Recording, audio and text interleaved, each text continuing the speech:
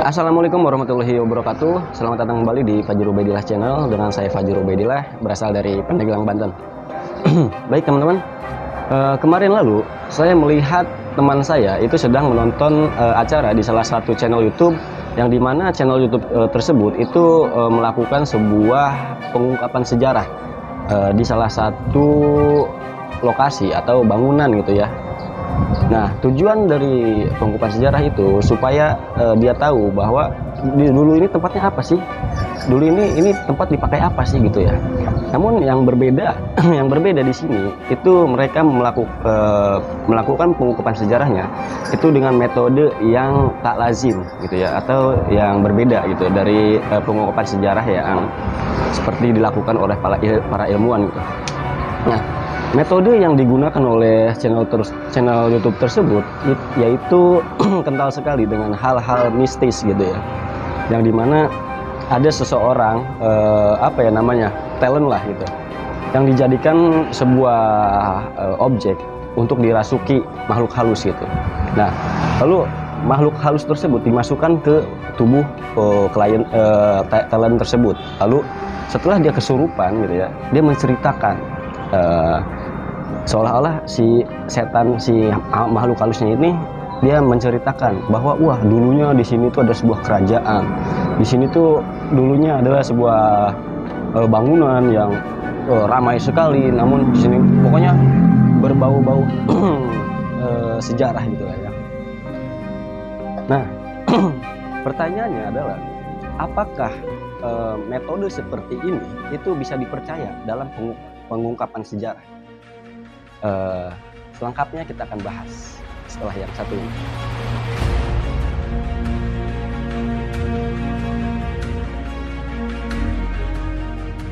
Oke teman-teman, sebelum kita memulainya lebih jauh, alangkah baiknya kita memahami dulu apa itu penelitian sejarah gitu ya. Penelitian sejarah adalah sebuah tindakan untuk menelusuri peristiwa di masa lalu gitu ya. Tujuan penelitian ini yaitu untuk mengetahui informasi, pengetahuan, pemahaman, dan makna yang tersembunyi di dalam peristiwa atau benda-benda tersebut gitu ya. Nah, menurut para ahli, penelusuran sejarah ini itu setidaknya harus melalui dengan 5 tahapan gitu. Yang pertama adalah penentuan topik, heuristik, verifikasi, terus interpretasi, dan yang terakhir adalah historiografi gitu. Dan untuk menemukan sebuah kebenaran sejarah itu kita perlu mempunyai bukti pendukung. Nah, langkah ini itu disebut dengan heuristik. Bukti-bukti pendukung ini bisa bersumber dari tulisan, sumber lisan, sumber benda, sumber audiovisual gitu ya. Dan untuk menemukan sebuah kebenaran sejarah, kita juga harus melakukan yang namanya verifikasi. Nah, verifikasi adalah sebuah proses pemeriksaan terhadap keaslian atau kebenaran suatu sejarah gitu ya. Dan verifikasi ini dibagi ke dalam 2 jenis, yaitu kritik eksternal dan kritik internal. Kritik eksternal itu berhubungan dengan fisik dan hal-hal dari luar. Di tahap ini peneliti itu harus menguji keaslian sumber sejarah secara fisik dan bahan melalui panca indera gitu, seperti struktur batuan, prasasti, jenis kertas, ejaan yang digunakan dalam prasasti tersebut, uji karbon, dan lain sebagainya gitu ya. Dan kritik internal itu berhubungan dengan informasi yang tercantum di dalam sumber sejarah gitu ya. Di tahap ini peneliti itu menguji keaslian sumber sejarah, apakah sesuai dengan fakta atau justru sebaliknya. Misalkan ada sebuah cerita rakyat, misalkan pernah hidup seorang raja bernama Fajri Ubaidillah misalkan. Lalu diceklah di dalam sebuah prasasti atau sumber-sumber sejarah yang ditemukan gitu, adakah nama Fajri Ubaidillah di sana yang pernah menjadi raja gitu ya. Nah, contohnya seperti itu gitu. Setelah melalui verifikasi, peneliti baru nih bisa menafsirkan, berpendapat, dan menganalisis terhadap sebuah fakta sejarah yang telah diperoleh tadi gitu ya.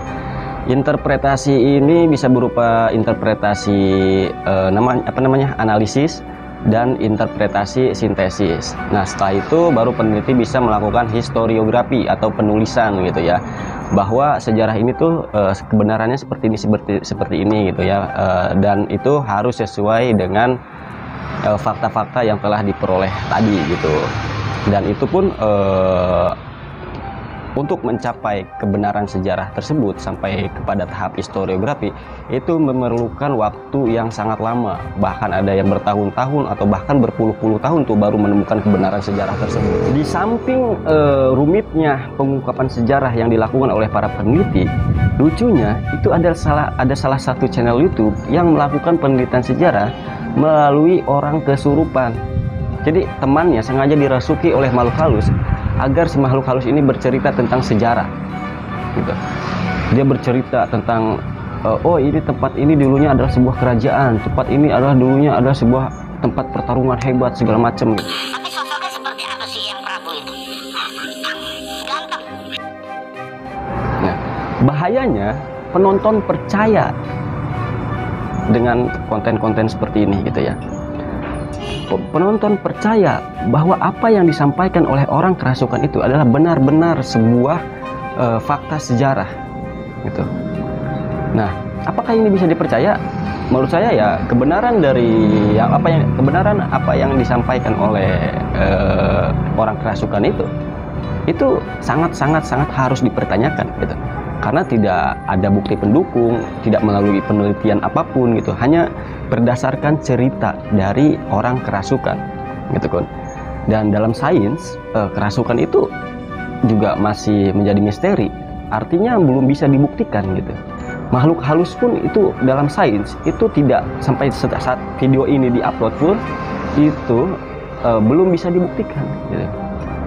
Nah, bahkan teman saya mengatakan bahwa katanya gini, loh itu yang disampaikan oleh orang kerasukan itu benar-benar itu sesuai loh dengan peristiwa-peristiwa yang kita pelajari di sekolah gitu.